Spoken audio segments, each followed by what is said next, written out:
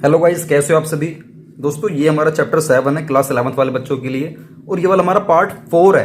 अगर आप लोगों ने अभी तक हमारा पार्ट 1, पार्ट 2 और पार्ट 3 ने देखा हो ना, तो आप लोग बहुत बड़ी गलती कर रहे हो इस वाले वीडियो को देखने के।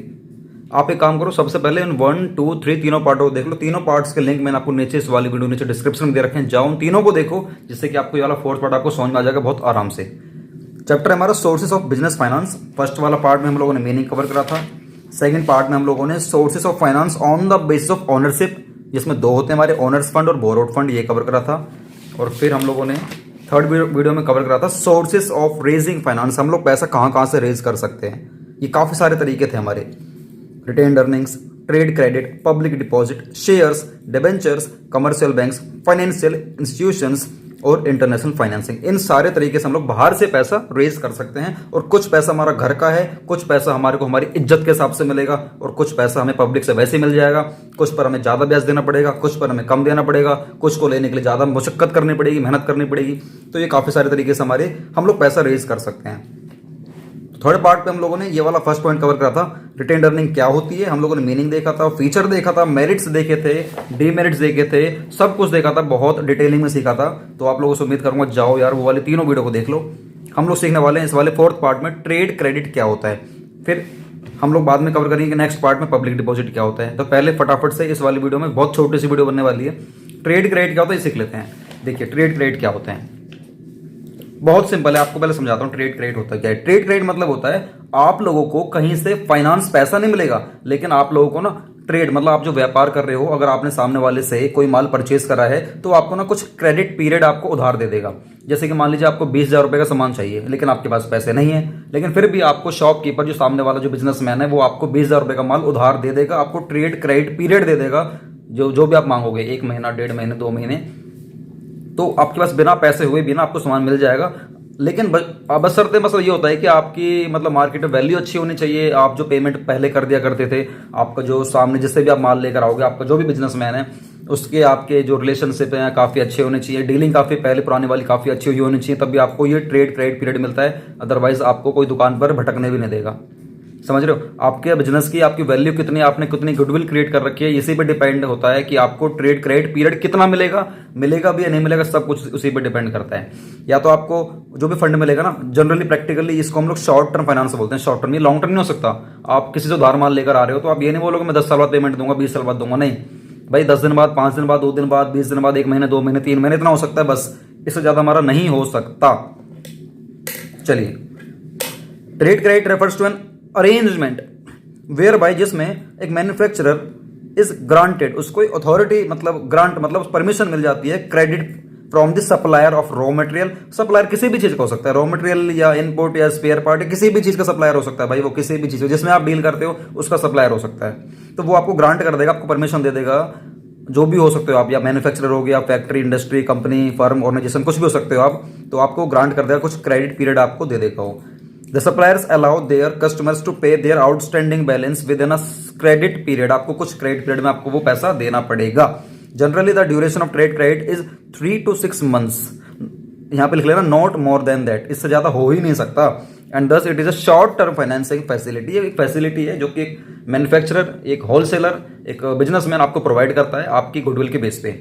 The availability of trade credit depends, किस पे डिपेंड होगी, आपका बिजनेस कैसा है, आपका उसका बिजनेस का साइज कैसा है, उस फर्म का स्टेटस क्या है, मतलब वही आपकी रेपुटेशन क्या है, आपकी गुडविल क्या है, और आप कितने क्रेडिट वर्थिनेस रखते हो, मतलब आपकी मतलब कितनी क्रेडिबिलिटी, आपकी विश्वसनीयता कितनी, आप कितने विश्वास आपने लोगों के ऊपर दिल जीता हुआ है, तो सब कुछ आपके ऊपर डिपेंड करेगा।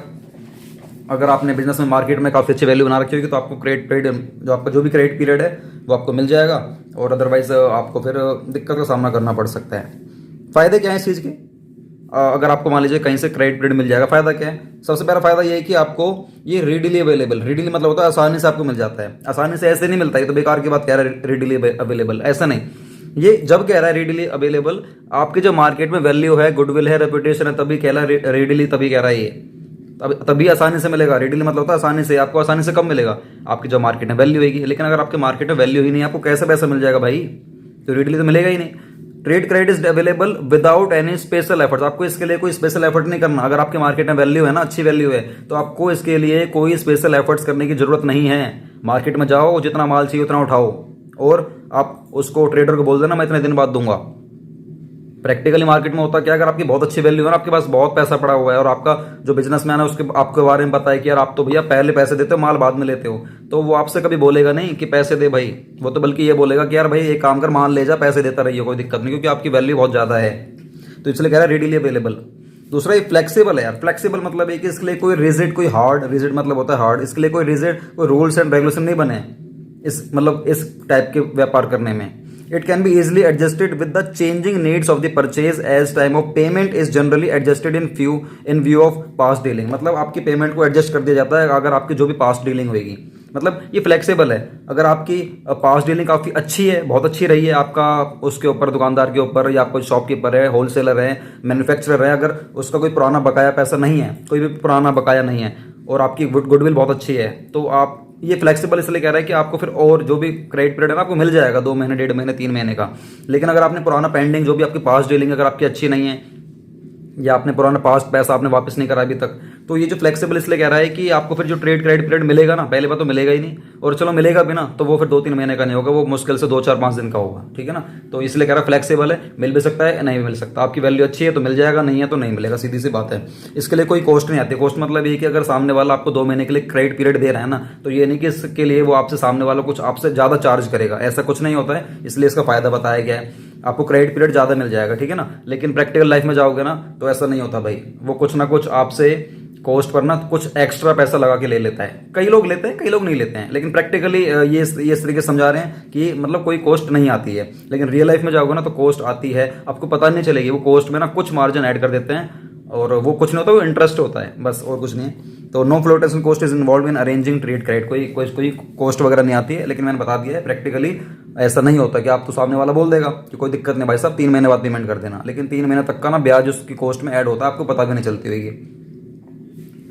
लिमिटेशन क्या है, इंक्रीज इन प्राइस, वही वाली बात करते हैं ना, इसमें प्राइस बढ़ जाता है समटाइम्स। देखो यहाँ पर भी क्या वर्ड यूज करा है, समटाइम्स, कभी कभार की बात है, ऐसा नहीं कि हर किसी के लिए। समटाइम्स द सप्लायर मे मतलब है कि शायद लगा भी सकता है और नहीं भी, may increase the price of commodity, मतलब वही प्रोडक्ट और raw material supplied if he is selling goods on credit. अगर वो उधार माल बेच रहा है तो वो उसकी मर्जी है, मे लिखा है ना, मे बी हैपन और नॉट, वो प्राइस बढ़ा भी सकता है और नहीं बढ़ा सकता है। अगर बढ़ा देगा तो ये फिर सीधी सी बात है आपके लिए लिमिटेशन बन जाएगी। अगर उसने प्राइस नहीं बढ़ाया तो आपके लिए क्या हो जाएगा, मेरिट्स में आ जाएगा, नो फ्लोटेशन कॉस्ट, सीधी सी बात है।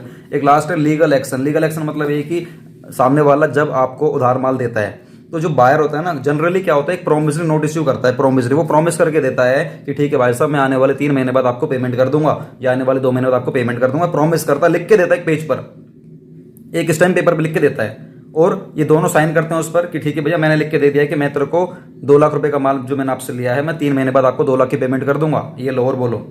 And in case he fails to meet his commitment, अगर वो अपनी कमिटमेंट को फेल कर लेता है या अगर वो पेमेंट नहीं कर पाता है विद इन 3 मंथ्स या जो भी प्रेस्क्राइब जो भी टाइम पीरियड होगा, अगर वो उसके अंदर पेमेंट नहीं कर पाता है तो the supplier can take legal action, वो लीगल एक्शन ले सकता है, आपके ऊपर केस कर सकता है, आपके ऊपर स्यू कर सकता है। स्यू मतलब होता है केस करना, SUE, स्यू मतलब केस करना। तो गाइस ये रही हमारी मेरिट्स, मतलब फायदे हमारे, और ये हमारे घाटे हैं किसके, ट्रेड क्रेडिट के। ट्रेड क्रेडिट कुछ नहीं है, ये डिपेंड करेगा आपका नेचर क्या है बिजनेस का, आपका साइज क्या है, आपका स्टेटस क्या है और आपकी क्रेडिट वर्थिनेस क्या है, इसी के बेस पे आपको पैसा मिल जाता है। फायदे हमारे 3 बताए मैंने आपको। ये बहुत ही रेडीली अवेलेबल, मतलब रेडीली मतलब होता है बहुत ही ज्यादा आसानी से मिल जाता है, और ये बहुत फ्लेक्सिबल है। अगर आपकी मार्केट में अच्छी वैल्यू है तो आपको मिल जाएगा, नहीं है तो नहीं मिलेगा, और इसके लिए आपको कोई कॉस्ट बियर करने की जरूरत नहीं है।